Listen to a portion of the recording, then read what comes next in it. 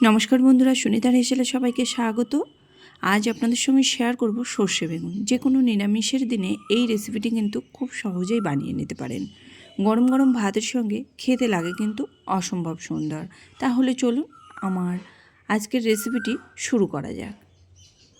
এখানে দেখুন আমি সর্ষে বেগুন বানানোর জন্য বেগুন নিয়ে নিয়েছি।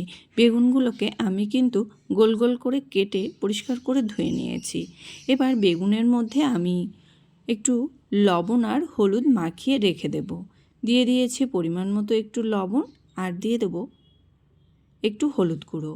লবণ আর হলুদটাকে খুব ভালো করে মাখিয়ে আমি বেগুনটাকে প্রায় 10 মিনিটের জন্য রেস্টে রেখে দেব।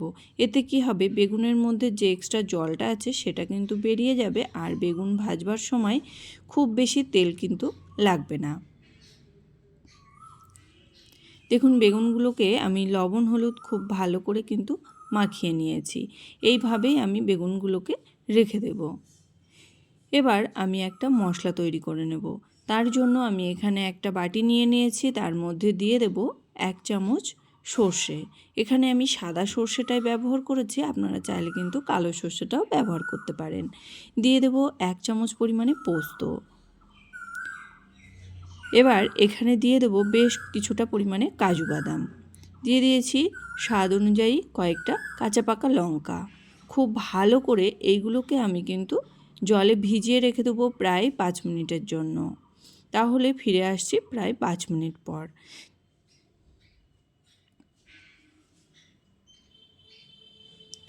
এখানে দেখুন আমি 5 মিনিট পরে আমি কিন্তু এই মশলার একটা পেস্ট বানিয়ে নিয়েছি। এবার রান্নাটা শুরু করব। তার জন্য এখানে একটা প্লেট নিয়ে নিয়েছি। প্লেটের মধ্যে আমি দিয়ে দেব 2 চামচ পরিমাণে চালের গুঁড়ো। চালের গুঁড়োটাকে দিয়ে আমি বেগুনটাকে কিন্তু চালের গুঁড়ো দিয়ে একটু কোট করে নেব। এতে কি হবে, বেগুনগুলো কিন্তু নেতিয়ে যাবে না আর ভাজবার সময় কিন্তু খুব বেশি তেলও লাগবে না। বেগুনগুলোকে দেখুন আমি এইভাবে কিন্তু এপিট ওপিট আমি একটু চালের গুঁড়োটাকে মাখিয়ে নেব। খুব ভালো করে সমস্ত বেগুনগুলোর গায়ে কিন্তু আমি চালের গুঁড়োটাকে মাখিয়ে নিয়েছি। দেখুন এখানে সমস্ত বেগুনের গায়ে চালের গুঁড়োটা মাখানো হয়ে গেছে। ভাজবার সময় এইভাবে একটু ঝাড়া দিয়ে নিয়ে আমি ভেজে নেব। এতে কি হবে, এক্সট্রা যে চালের গুঁড়োটা আছে সেটা কিন্তু পড়ে যাবে। ওভেনে একটা কড়াই বসিয়ে দিয়েছি, তাতে দিয়ে দিয়েছি পরিমাণ মতো সর্ষের তেল। তেল খুব ভালো করে গরম হয়ে গেলে এর মধ্যে আমি একে একে বেগুনগুলোকে দিয়ে দেব। এখানে দেখুন আমি বেশ কিছুটা পরিমাণে বেগুন দিয়ে দিয়েছি। বেগুনগুলোকে এপিট ওপিট উল্টে লালচে কালার করে কিন্তু ভেজে নিতে হবে।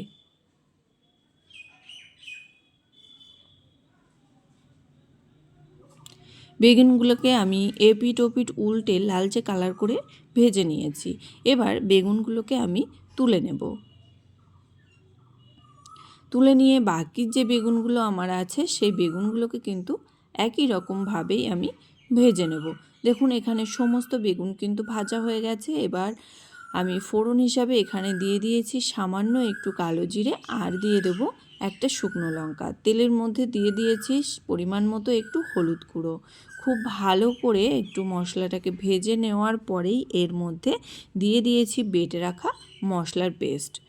খুব ভালো করে মশলার পেস্টটাকে কিন্তু প্রথমেই তেলের সঙ্গে একটু মিশিয়ে নিয়েছি। এবার এখানে মশলার বাটি ধোয়া একটু জল দিয়ে দিয়েছি মশলাটাকে খুব ভালো করে কষিয়ে নেওয়ার জন্য।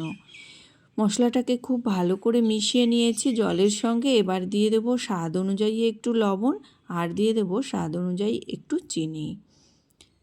খুব ভালো করে সমস্ত কিছু কিন্তু মিশিয়ে নিয়ে মশলাটাকে খুব ভালো করে একটু কষিয়ে নিতে হবে।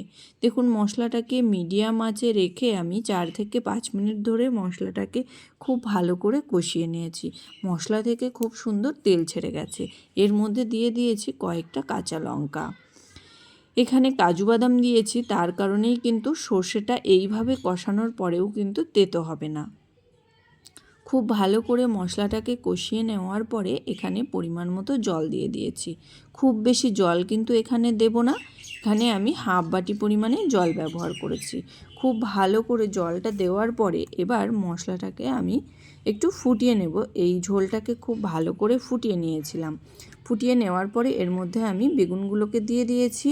আমি বেগুনগুলোকে দেওয়া আর দেখাতে পারিনি। বেগুনগুলোকে দেওয়ার পরে দেখুন এইভাবে মিনিট 2 মতো আমি ফুটিয়ে নেব। খুব ভালো করে 2 মিনিট মতো কিন্তু বেগুনটাকে আমি ঝোলের সঙ্গে ফুটিয়ে নিয়েছি। আমি এই রকম হালকা গ্রেভি অবস্থাতেই কিন্তু নামিয়ে নেব। খুব সহজেই দেখুন তৈরি হয়ে গেল আমাদের নিরামিষ সর্ষে বেগুন। এটা কিন্তু গরম গরম ভাতের সঙ্গেও খেতে ভীষণই ভালো লাগে, এছাড়া কিন্তু রুটি দিয়ে খেতেও বেশ ভালোই লাগে। তাহলে বন্ধুরা, আমার এই নিরামিষ সর্ষে বেগুনের রেসিপি আপনাদের কেমন লাগলো অবশ্যই কিন্তু কমেন্ট করে জানাবেন। যদি ভালো লেগে থাকে তাহলে একটা লাইক করবেন আর সাবস্ক্রাইব করে পাশে থাকার অনুরোধ রইল। আজকের মতো এই পর্যন্তই। আবার দেখা হবে নতুন কোনো রেসিপি নিয়ে। ভালো থাকবেন, সুস্থ থাকবেন। ধন্যবাদ।